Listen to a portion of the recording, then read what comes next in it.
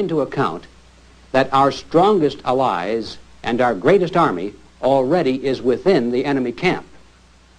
But these captive peoples behind the iron and bamboo curtains have learned the hard way that although American leaders talk a good line about world freedom, when the chips are down, they don't deliver the goods. Do you want to meet some bitter people?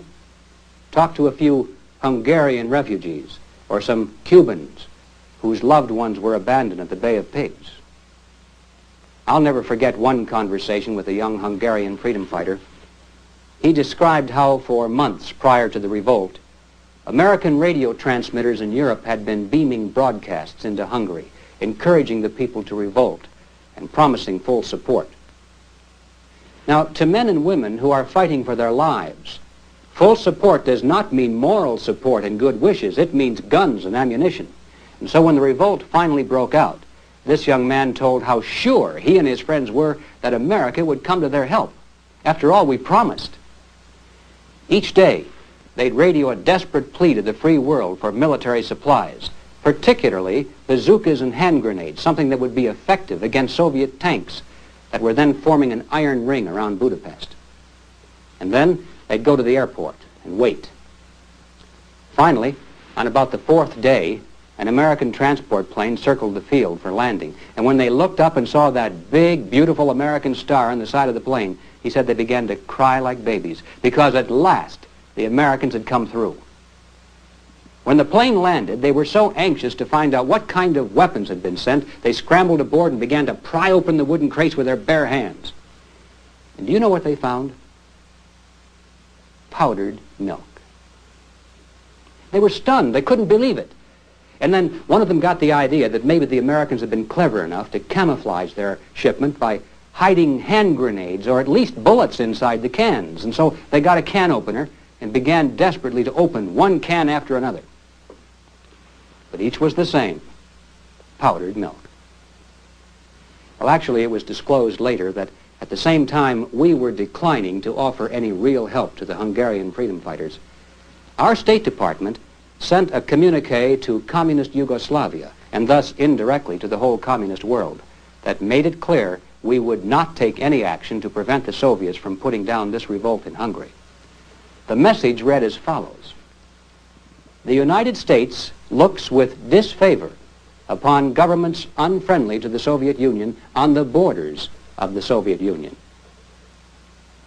And since Hungary lies on the border of the Soviet Union, with that assurance of non-intervention from the United States, the fate of the freedom fighters of Hungary was sealed. But returning to the young refugee telling the story, after describing the scene at the airport, he looked at me and he said, "When we needed your help, you chose instead to be friends with the Soviets. My people will never trust the United States again, or at least as long as the American flag flies over your embassy in Budapest, as a reminder to us that your ambassador of goodwill continues to exchange cordial greetings with our hated masters. On the day that you lower your flag and call home your ambassador, on that day, my people will fight again." And these are just about his exact words. I've had reason to reflect on that statement many times since. And I've come to the conclusion that if the captive peoples behind the iron and bamboo curtains were ever given any reason to believe that we were really on their side, instead of seeking an accommodation with their masters, it's my conviction that they would take courage, rise up as one, and topple their communist regimes the same way they were imposed in the first place, from the inside, and we wouldn't have to fire a shot. But we do have to stop helping the communists. We do have to stop dignifying their leaders as legitimate representatives of the people. And we do have to stand firm for a change and declare openly in word and deed our uncompromising dedication to victory over communism everywhere in the world. Now, ladies and gentlemen, that probably would be an easy place for me to end. 3 cheers for victory. But it's not quite that simple. I'd be less than honest with you if I closed it at this point, because we still are missing one final but very important consideration. Even though it's true that the bomb is primarily a psychological weapon today, and even though the chances are microscopically small that the bomb would be used in either our victory or our defeat, nevertheless, we can't entirely rule out the possibility. No matter how remote, it still exists. So now what is our position? Do we give up the whole idea and return blindly to the hope that somehow we can coexist, at least for a little while longer, so we can enjoy life to the fullest in the time we have left? I think not. I have too much faith in the American people once they fully understand what the choice is.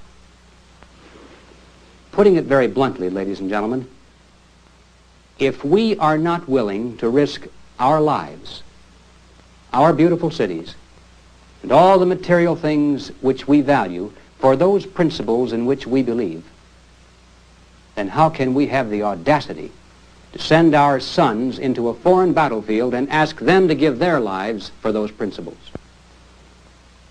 Are their lives any less precious than ours?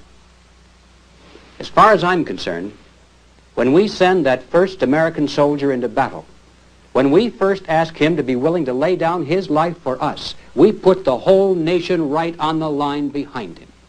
And if we are not willing to do this, then this is no longer the home of the brave, nor much longer the land of the free. Well, these are the heavy thoughts I leave with you. And I don't know quite how to close this presentation without running the risk of sounding corny, because the sentiment I want to express here has often been ridiculed as being corny. But to me, it's far from that. It's an article of faith that needs to be reaffirmed in the public mind openly, without shame or embarrassment. And it's simply this. As Americans today, we are truly a privileged people in a privileged land. But with our blessings come responsibilities, and with responsibilities come risks. The challenge of our time is that we must accept both the responsibilities of our blessings and the risks involved in defending them for ourselves and for future generations. And we must do this without hesitation if we are to be worthy benefactors of that precious heritage of freedom passed on to us through the epic sacrifices of those who have gone before. Now, that is not flag-waving, and it is not cliched patriotism. That's a simple statement of the obligations of citizenship in this glorious land, our land, which with God's help we shall preserve.